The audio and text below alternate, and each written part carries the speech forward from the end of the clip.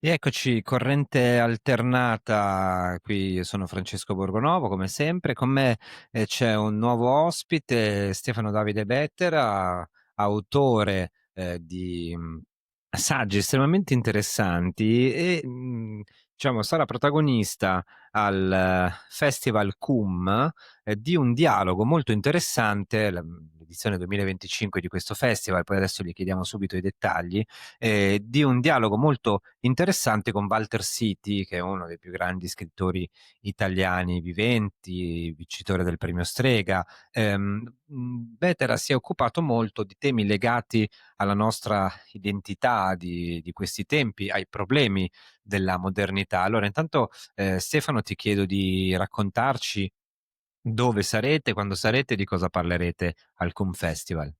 Ma allora dunque, intanto grazie dell'ospitalità caro Francesco e saremo allora sabato 18 ottobre al Cinema Astra a Pesaro, faremo questo dialogo con Walter, appunto il tema sarà, direi più che attuale perché la speranza è obbligatoria oppure la disperazione non è soltanto un male, questo è il tema del nostro incontro e, direi che è assolutamente attuale perché riguarda molto i tempi che stiamo vivendo, che sono tempi diciamo interessanti, direbbe qualcuno.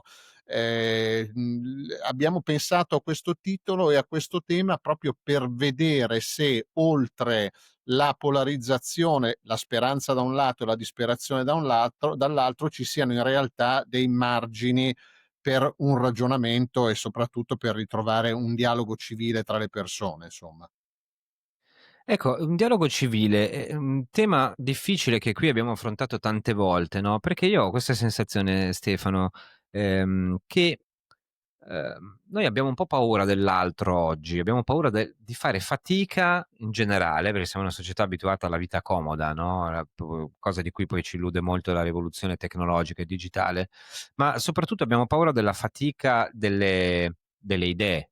No, cioè, accettare le idee altrui, parlare con gli altri non è semplice, lo dimostrano le tante trattative, di pace, no, così Certo. difficili in corso oggi. Cioè, se tu devi parlare con un altro, fare la pace, devi sederti al tavolo con Satana, no, cioè con il tuo super nemico, con quello. E noi invece preferiamo stare nelle nostre bolle tante volte, questa sensazione. Sai cosa mi colpisce Francesco di questi giorni e di queste manifestazioni? Mi colpisce, ehm neanche guarda i contenuti perché va bene, ci stanno nelle manifestazioni pubbliche, è ovvio che uno va in piazza a manifestare per ciò che ritiene urgente e necessario, però quello che mi colpisce è l'assenza assoluta di una capacità relazionale e di un minimo di uso questo termine non a caso, di compassione verso l'altro, no, cioè c'è una, mancanza di dialettica, una mancanza di ascolto e un odio diffuso che è drammatico. Guarda, io mi ricordo quello che diceva un grande pensatore conservatore inglese che era Roger Scruton, quando parlava del perché aveva deciso di diventare conservatore con un po' di ironia, dicendo: "Di fronte alle manifestazioni del Maggio francese ho capito che in qualunque cosa credessero quei giovani io credevo esattamente il contrario".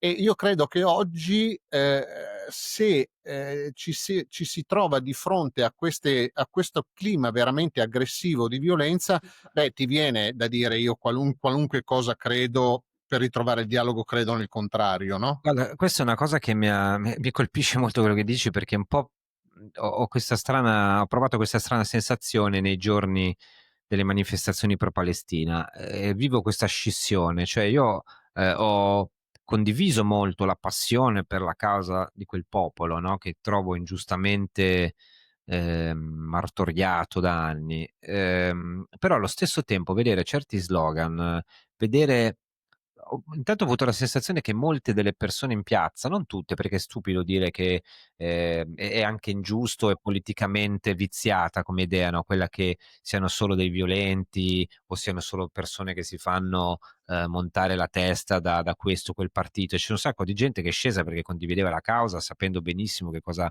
andava a fare, con grande spirito umanitario.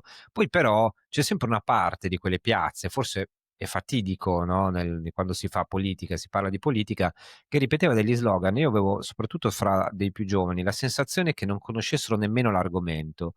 E ancora più mi ha dato fastidio l'idea che non si potesse prendere in considerazione nemmeno un pezzettino della realtà dell'avversario, no, e questo avviene da una parte e dall'altra poi, no, parli con uno dei 2 fronti, ti rendi conto che c'è una totale incomunicabilità. Ora, non è tanto per me una questione di empatia, anzi non mi piace molto l'empatia, preferisco la compassione che hai citato tu prima.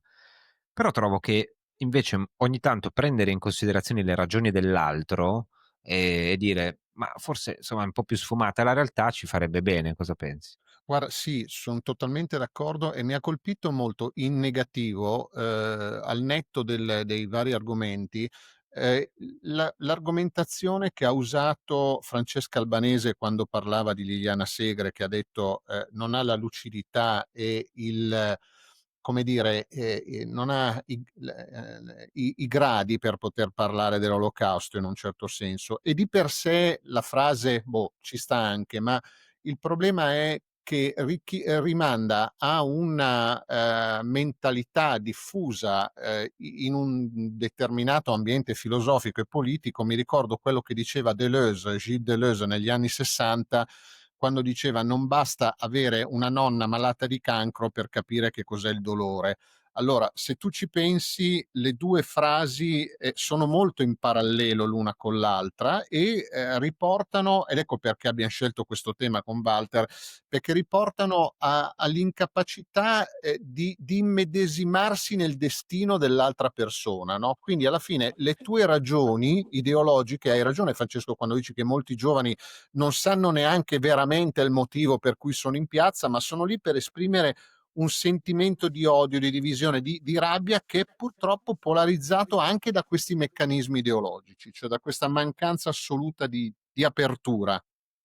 Beh, lo stesso, senza dare sempre la croce addosso ai giovani, alle piazze, lo stesso si può dire di altre posizioni, della posizione contraria, cioè della politica che ragiona per interesse, o in generale del settarismo a prescindere dal colore, cioè, da una parte o dall'altra io vedo queste bolle totali di incomunicabilità. Mi sono anche incartato, vedi, faccio fatica persino a dirlo, per lo esemplifico, no, però, questa settimana, c'è stato venerdì, è passato un mese dalla morte violenta di Charlie Kirk.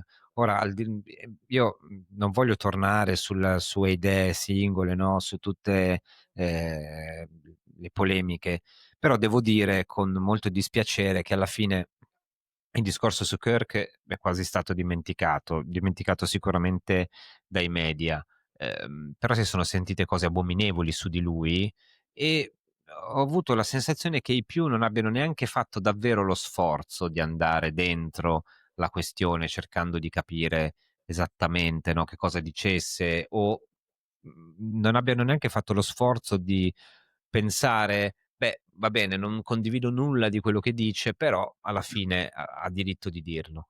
È esattamente come dici tu. Guarda, io conoscevo Charlie Kirk da prima di questo, episodio drammatico e, ti dico la verità che ho sempre trovato il suo approccio molto coraggioso peraltro, no, cioè questa volontà di confrontarsi con le idee degli altri molto liberamente e anche con le posizioni di tanti giovani che di fronte a lui gli ponevano una visione del mondo che era radicalmente opposta alla sua, ma alla quale non si è mai sottratto, prima cosa, e in secondo luogo, appunto, se tu vai a vedere tantissimi video che lui ha fatto sui temi quali il gender, quali il razzismo, cioè aveva delle posizioni di fatto in molti casi di buon senso, cioè magari non condivisibili, ma il problema è che è stato trasformato subito, immediatamente, in un simbolo negativo perché? Perché rappresentava una certa destra americana, quindi a prescindere diventava l'icona del male proprio perché di destra. E questo è il cortocircuito che viviamo oggi,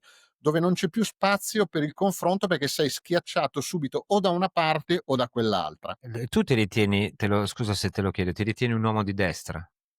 Ma guarda, io non s credo che francamente oggi siano categorie difficili da applicare perlomeno come lo erano tempo fa. Mi ritengo sicuramente un conservatore, questo sicuramente sì, Che può qualunque essere anche di sinistra, perché c'è qualche tempo fa qualcuno, forse Bruno Arpaia, non ricordo, ha scritto un bel manifesto del conservatorismo di sinistra. sì, No, te lo certo. chiedo perché tu hai scritto un bel libro intitolato Secondo Natura, pubblicato da Solferino, che è proprio una critica dell'ideologia liberal progressista, che è quella che faceva in fondo Kirk, ma che fanno anche persone poi di sinistra, o meglio, magari provenienti dal mondo marxista, cioè non è tutto, come dire, non è che No. sono tutti appiattiti su quell'ideologia lì. Che cos'è che non ti va ancora oggi dell'ideologia liberal progressista? Perché un po' le cose son cambiate da quando il libro è uscito.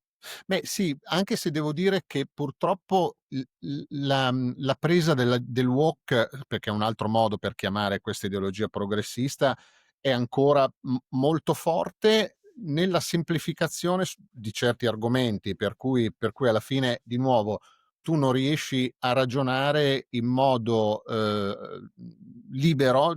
Penso a un uomo come Marco Rizzo, per esempio, perché tu citavi appunto qualcuno che viene da un ambiente di sinistra, che ultimamente ha preso posizioni fortemente, tra virgolette, "conservatrici", no, per cui ha un suo modo di parlare di nazionalismo, ha un suo modo di parlare degli italiani che, all'interno di certi ambienti, di certi circuiti, viene immediatamente connotato come un modo di parlare, di porsi di destra, sovranista, eccetera, eccetera.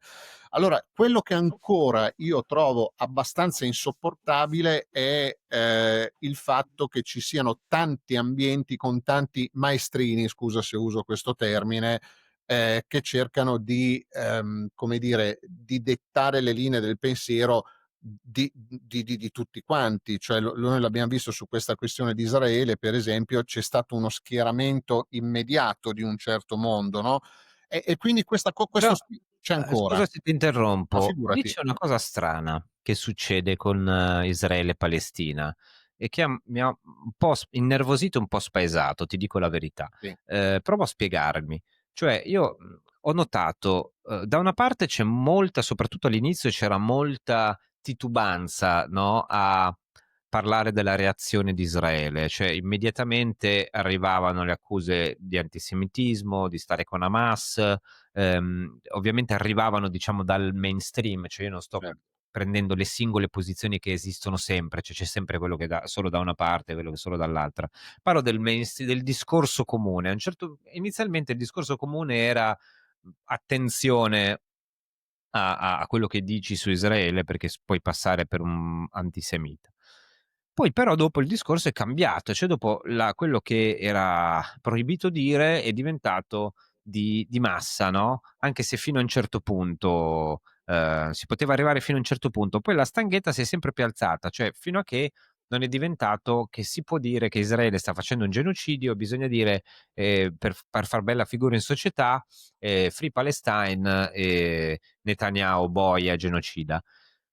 Io che, mi son trovato prima nella condizione di essere etichettato come amico di Hamas e poi dopo nella condizione di essere guardato con sospetto dall'altra parte. Questo, da un lato mi fa felice, dall'altro però mi preoccupa. Mi dico: "Ma perché, per quella lotta lì c'è stata tutta questa mobilitazione, se n'è appropriato il mainstream e non so, invece ancora oggi se tu parli, dici una cosa mezza diversa, no, sulla Russia e non dici che Putin è il grande Satana, ti crocifiggono in sala mensa. C'è stata una mobilitazione impressionante per la Palestina che su 1000 altre cause, delle volte analoghe, non c'è. Che succede lì? Guarda, leggevo un po' di tempo fa un libro, di un pensatore americano, di cui adesso mi sfugge il nome, che parlava di emotivismo, la società dell'emotivismo, ed è molto vera questa cosa, no, i bambini di Gaza, suscitano un'emozione di pancia quasi ancestrale da un certo punto di vista, per cui c'è questo engagement, come direbbero gli inglesi, proprio sull'emotività, no, per cui perché i bambini di Gaza sì e i bambini dell'Ucraina no? Evidentemente perché vai a tocca o bambini del Sudan piuttosto che di altri posti che sono altrettanto martoriati esattamente come Gaza, se non peggio, perché evidentemente quella cosa lì è diventata un simbolo, e mi spiace dirlo così, ma non trovo altro modo, dell'odio dell'Occidente verso se stesso. c'è una gran parte dell'opinione pubblica occidentale che vive con sofferenza il fatto di una supposta o vera superiorità culturale dell'Occidente. E io credo che quello lì sia il paradigma perfetto, no? Cioè Israele che rappresenta l'ultimo baluardo dell'Occidente in Medio Oriente, che è il governo brutto, cattivo, al netto di tutti gli errori, che martoria un popolo sottomesso, quindi non occidentale, eccetera, eccetera, eccetera. Però vedi, qui c'è una cosa curiosa che ha a che fare con la figura dell'ebreo, no? Io l'ho già detto altre volte, però credo che sia molto indicativa del punto a cui siamo, qui all'Occidente oggi. L'ebreo è una figura multiforme, perché da un lato ha un che di esotico, no? Ha un che di anche, come dire, che rientra molto nel discorso politicamente corretto. Del resto sono la prima minoranza perseguitata, sono, anzi, teoricamente sono la minoranza perseguitata per eccellenza. Qualcuno, penso a Daniele Giglioli, autore di un saggio, Critica della vittima, di Certo, qualche tempo fa, sostiene proprio che siano il paradigma della minoranza perseguitata e che tutte le altre in qualche modo si paragonino a loro. Tante volte lo fanno, no? Chi si sente perseguitato si paragona ma agli certo. ebrei anche in maniera un po' sgradevole. E però gli ebrei possono poi avere anche un'altra faccia, cioè in un secondo diventano invece i bianchi occidentali, i rappresentanti dell'Occidente nel mondo arabo, quindi nel mondo, no, orientale, per cui servi in qualche modo dell'ideologia e strumento della persecuzione a loro volta. A seconda del... Io ripeto, lo dice uno che pensa che Israele con Netanyahu abbia fatto delle cose indegne, e non solo a Gaza, anche l'occupazione dei territori, insomma, tutte queste cose io le trovo veramente molto, molto spiacevoli. Detto questo, però,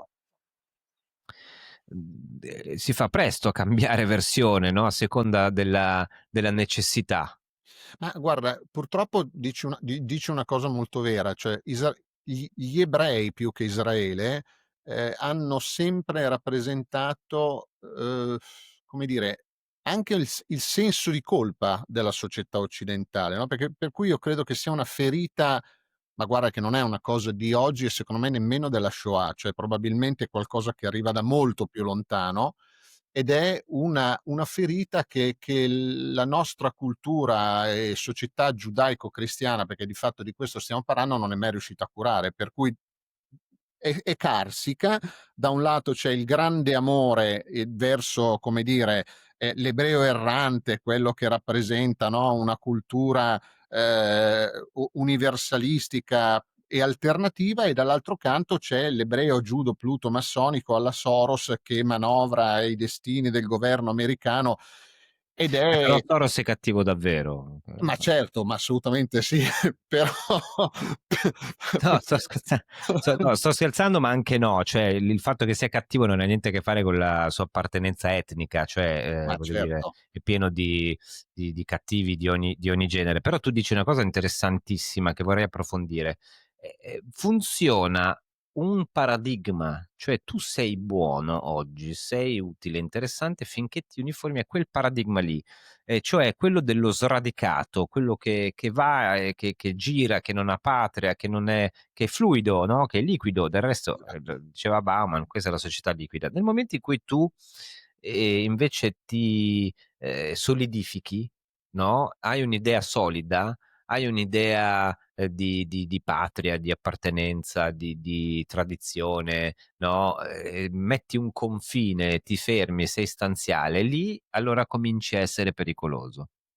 Ma certo, perché in quel momento tu stai, dichiarando peraltro un tipo di appartenenza che è prelogica, cioè tu non è che ami il posto dove vivi, per esempio, o la comunità a cui appartieni solo perché hai fatto un ragionamento, come dire, Anzi, teoretico, no, quindi il senso di identità, di appartenenza è qualcosa che arriva da un sentimento direi di amore anche da un certo punto di vista, per quello che alcune cose rappresentano per te.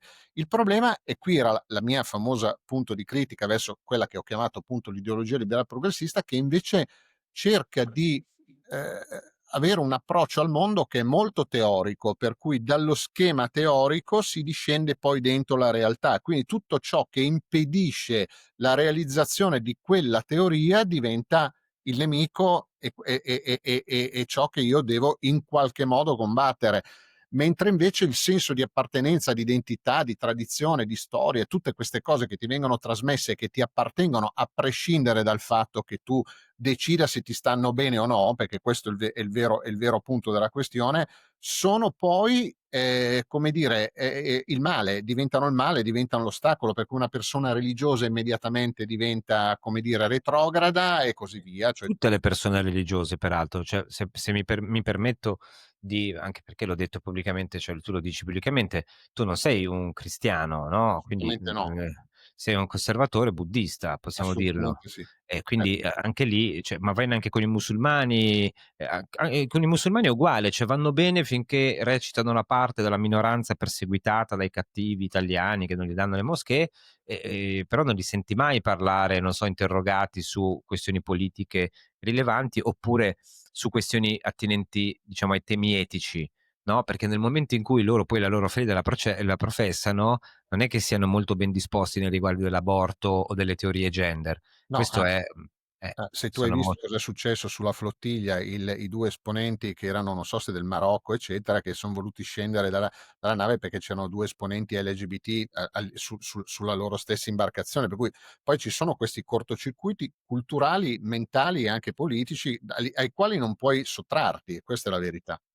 Questa è una cosa interessante. Per concludere, tu hai scritto que secondo natura, il tema è proprio questo, cioè nel momento in cui tu hai qualcosa di più naturale, più corporeo, più istintivo, più tradizionale che si trasmette non per le vie ehm, artificiali, in quel momento sei, pericoloso per l'ideologia dominante, no, cioè noi è come se ci facessero vivere dentro un grande artificio, una costruzione ideologica, politica, quella che vuoi, e chi non ci sta dentro e dice: "Ma io, cioè non mi va bene anche se l'hai scritto a tavolino che un maschio diventi femmina e tutte queste cose qua. Non mi va bene semplicemente perché no, no, perché c'è una pulsione più naturale che mi Ma spinge a dire certo. di no."